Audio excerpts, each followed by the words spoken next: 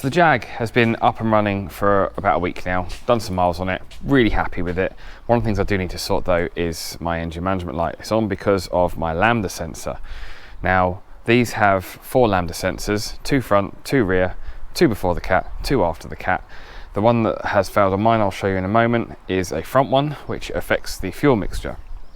So what it does is it measures the amount of oxygen and fuel in the exhaust before the cat, and tells the ECU whether to richen the mixture, lean it out a bit, try and achieve a ratio of 14.7 to 1.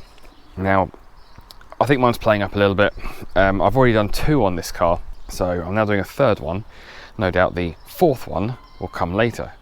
So I'm going to get it up on the ramp anyway. I'll show you where they are, I'll show you which ones are which one's a bank 1, which one's a bank 2, and it should be a fairly straightforward job.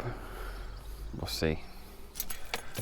So if I start her up, you can see all my dash lights come on and engine management stays on.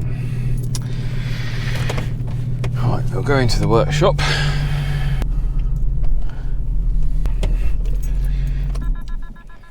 Okay, so this isn't a horrendous job on these cars. So this is our cat, we've got one there, engine's here, gearbox there.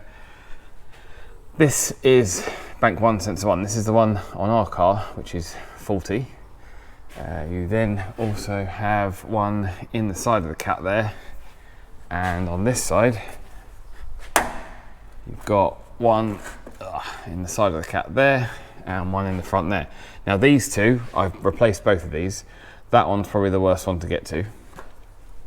Like I said, this one we're replacing that one there. So I'm going to grab myself a 22mm spanner and crack that nut off.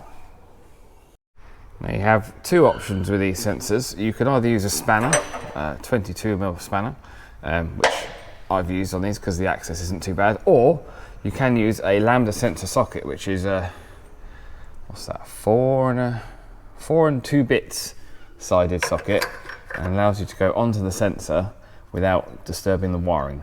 So but I actually just find it easier on these to get the spanner on. There we are. I need to cut that cable tie and undo that plug, and yeah, we'll swap that sensor out.